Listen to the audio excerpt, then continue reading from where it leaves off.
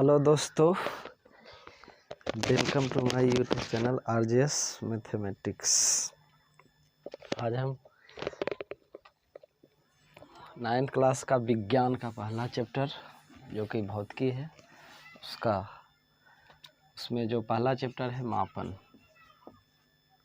उसके बारे में पढ़ेंगे। मेजरमेंट का अध्ययन करेंगे। ये 9th क्लास में भी आता है और ये 11th क्लास का भी है।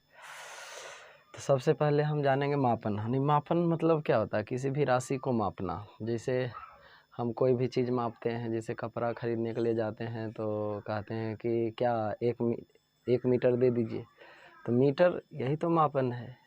कपड़ा को मीटर में मापें या सेंटीमीटर, जो भी है। तो मापन के बारे में पढ़ेंगे। तो उससे पहले हम विज्ञान के बारे में जान लेते हैं। इंट्रोडक्शन, विज्ञान क्या है? विज्ञान के अंतर्गत ही मापन आता है। तो सबसे पहले विज्ञान के बारे में जानते हैं। विज्ञान का अर्थ होता है जानना। विज्ञान का अर्थ क्या होता है सोनम? जानना। To know, KNOW, to know यानी जानना होता है। तो विज्ञान किसे कहते हैं? विज्ञान का शाब्दिक अर्थ है यानी जानना। किसी भी वस्तु के बारे में जानना ही विज्ञान कहलाता है। तो विज्ञान का परिभाषा हम लिखते हैं सावधानी पूर्वक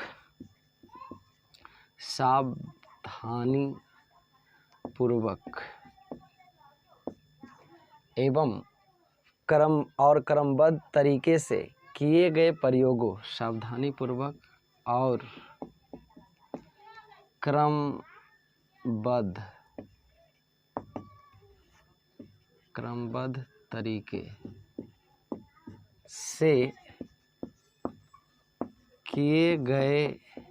किए गए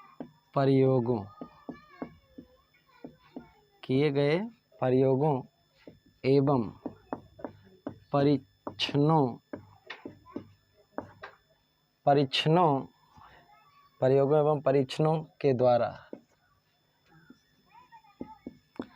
द्वारा प्राप्त ज्ञान को विज्ञान कहते हैं। तो सावधानी पूर्वक किसी भी चीज़ के बारे में हम सावधानी पूर्वक और क्रमबद्ध मतलब होता है एक के बाद एक, उसी को क्रमबद्ध कहा जाता है। क्रमबद्ध तरीके से किए गए प्रयोग करेंगे और उसका जांच करेंगे, परीक्षण देखेंगे कि क्या प्राप्त हुआ। जो रिजल्ट प्राप्त होता है उसी को कहते हैं क्या? विज्ञान। यानी सावधानी पूर्वक और क्रमबद्ध तरीके से किए गए प्रयोगों एवं परीक्षणों के द्वारा प्राप्त ज्ञान को ही कहते हैं क्या? विज्ञान। विज्ञान को कितने वर्गों में बांटा गया है? तो विज्ञान की दो शाखाएं हैं। विज्ञान की दो शाखाएं हैं। कौन कौन है? पहला है भौतिक विज्ञान, फिजिकल साइंस। दूसरा है जीव विज्ञान,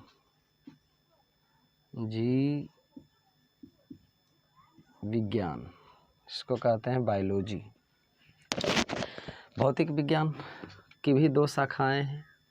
भौतिक विज्ञान को भी दो वर्गों में बांटा गया है। यानी निर्जीव पदार्थों, भौतिक विज्ञान मतलब क्या? जिसमें निर्जीव पदार्थों का अध्ययन किया जाता है उसे कहते हैं भौतिक विज्ञान, है ना। जिसमें सजीव पदार्थों का अध्ययन किया जाता है उसको जीव विज्ञान। यानी जीव विज्ञान के अंतर्गत सजीव पदार्थों का अध्ययन किया जाता है, जबकि निर्जीव पदार्थों का अध्ययन भौतिक विज्ञान के अंतर्गत किया जाता है। थोड़ा सा एक मिनट।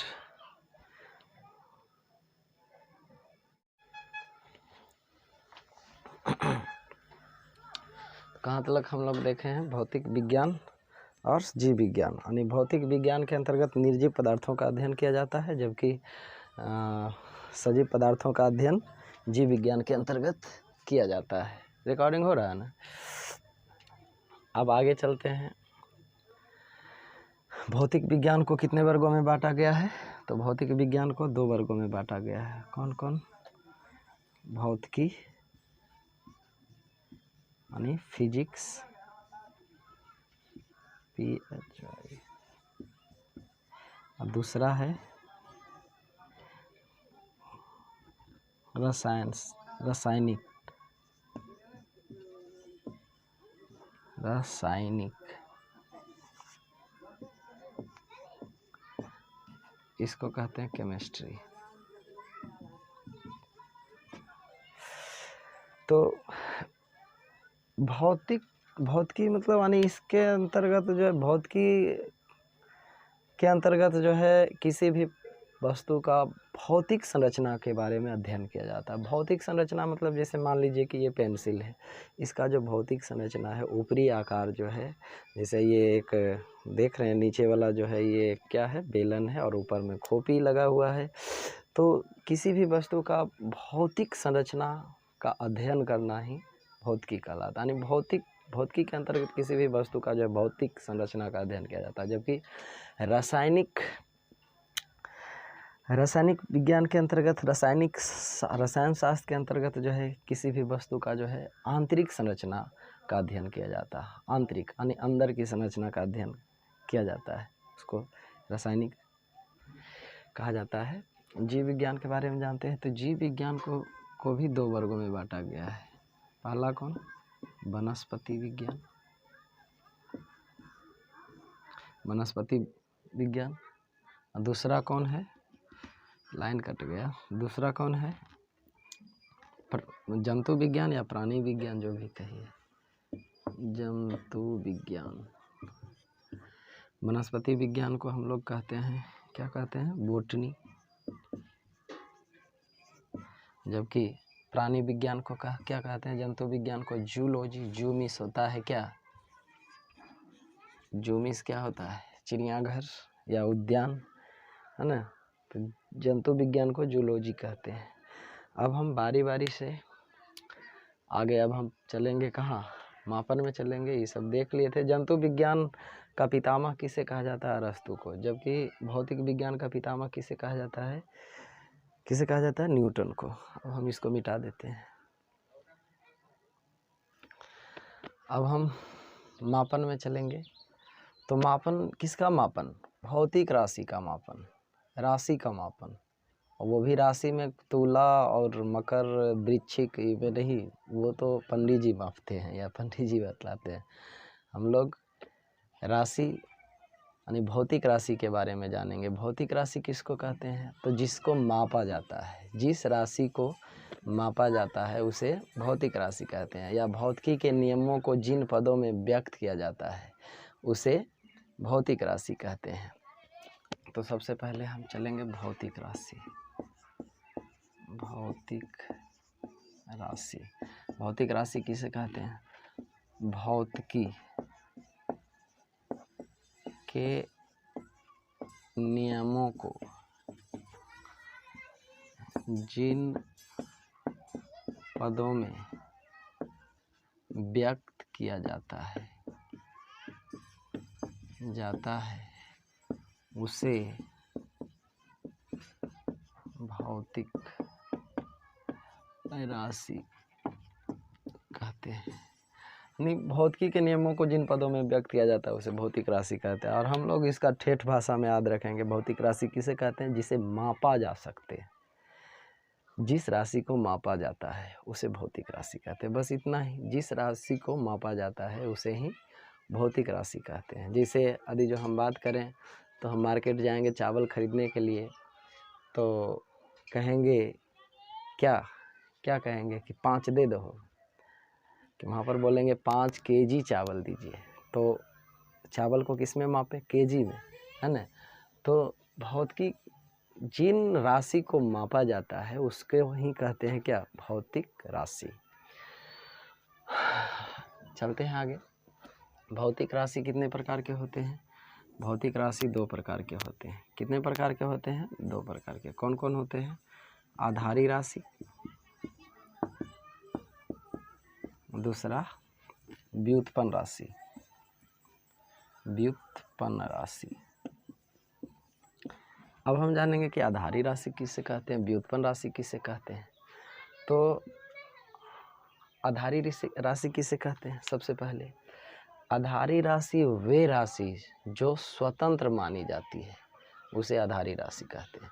जबकि व्युत्पन्न राशि वे राशि जो स्वतंत्र नहीं मानी जाती है उसे व्युत्पन्न राशि कहते हैं, या आधारी राशि से उत्पन्न राशि को व्युत्पन्न राशि कहते हैं।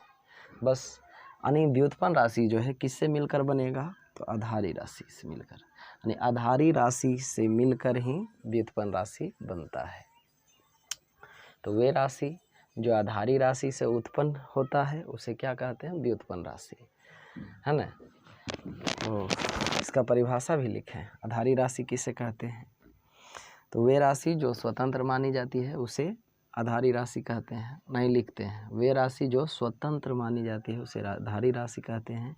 जबकि व्युत्पन्न राशि किसे कहते हैं, जो आधारी राशि से मिलकर बनता है उसे व्युत्पन्न राशि कहते हैं, या जो राशि आधारी राशि से उत्पन्न होता है उसे ही क्या कहते हैं, व्युत्पन्न राशि, उसे ही क्या कहते हैं, व्युत्पन्न राशि।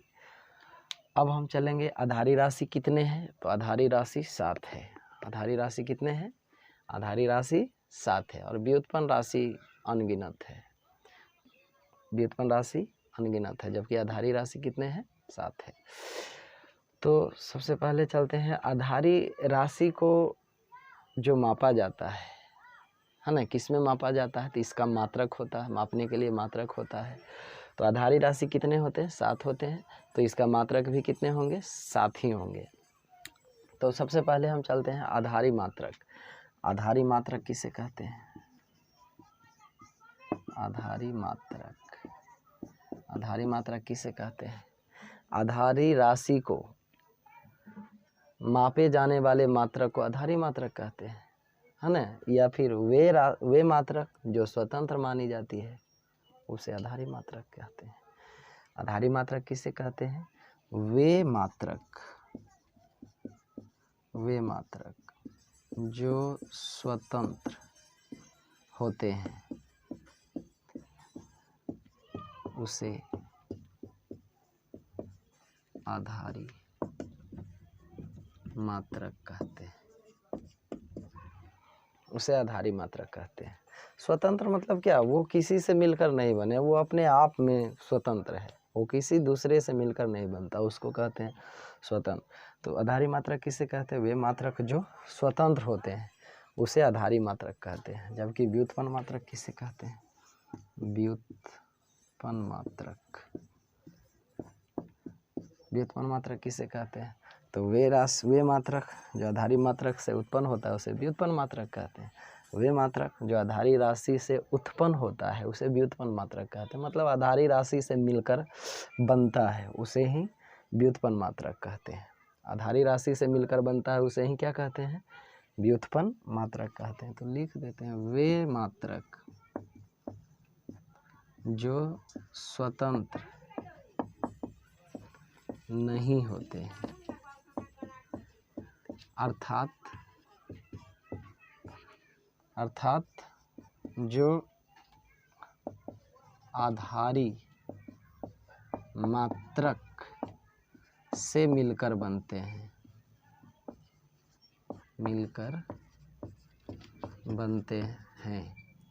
उसे व्युत्पन्न मात्रक कहते हैं, उसे व्युत्पन्न मात्रक कहते हैं।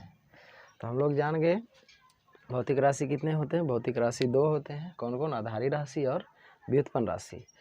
आधारी राशि किसको कहते हैं, तो वे राशि जो स्वतंत्र मानी जाती है उसे आधारी राशि कहते हैं। आधारी राशि कितने हैं, तो आधारी राशि 7 है, वो हम 7 को आगे पढ़ेंगे।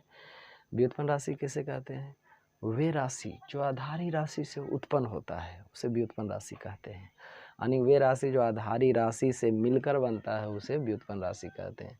अब हम आधारी मात्रक की बात करें तो आधारी राशि को मापने वाले मात्रक को आधारी मात्रक कहते हैं, यानी या इसे भी बोल सकते हैं कि वे मात्रक जो स्वतंत्र होते हैं उसे आधारी मात्रक कहते हैं। जबकि व्युत्पन्न मात्रक किसे कहते हैं, वे मात्रक जो स्वतंत्र नहीं होते हैं, अर्थात जो आधारी मात्रक से मिलकर बनते हैं उसे व्युत्पन्न मात्रक कहते हैं। अब यदि जो हम बात करें, यहाँ पर मीटर है और एक दे देंगे, हम क्या दे देंगे, मीटर स्क्वायर दे देंगे, तो यहाँ पर आधारी मात्रक कौन है, तो आधारी मात्रक यह अकेले है मीटर, और मीटर स्क्वायर क्या है, ये व्युत्पन्न मात्रक है। क्यों? क्योंकि दो गो आधारी मात्रक मिला है तब जाकर मीटर स्क्वायर हुआ है, तो ये व्युत्पन्न मात्रक है। जैसे यदि जो हम बात करें ये केजी है और यहाँ पर हम दे देते हैं केजी पर सेकेंड, केजी पर सेकेंड या केजी पर मीटर, केजी पर मीटर, सेकेंड ही दे देते हैं। तो यहाँ पर देखिए ये अकेला है, जबकि ये किलोग्राम दोनों है और सेकेंड भी है, दो गो मात्रक से मिलकर बना। तो ये क्या हुआ, आधारी मात्रक, और ये क्या हुआ, सॉरी ये व्युत्पन्न मात्रक और ये आधारी मात्रक। यहाँ पर भी अकेले है मीटर, तो ये आधारी मात्रक और ये व्युत्पन्न मात्रक। अब हम इसको मिटा देते हैं। तो अब हम चलते हैं, आगे बढ़ते हैं। तो हम लोग जान चुके हैं कि आधारी मात्रक किसे कहते हैं और व्युत्पन्न मात्रक किसे कहते हैं। जैसे यदि जो हम बात करें मीटर, तो मीटर हुआ, द्रव्यमान हुआ, ये सब अकेले रहता है, इसलिए इसको क्या कहते हैं, आधारी मात्रक। जबकि क्षेत्रफल आ जाएगा, आयतन आ जाएगा, तो ये सब क्या हो जाएगा, व्युत्पन्न मात्रक है ना। व्युत्पन्न राशि यानी मीटर क्यूब इसका मात्रक हो जाएगा, क्षेत्रफल का मीटर स्क्वायर हो जाएगा। तो ये सब हम जानकारी ले चुके हैं। अब हम आगे चलेंगे। आगे है देखो, कई प्रकार के, सभी प्रकार की राशियों के लिए मात्रकों के पूरे समूह जो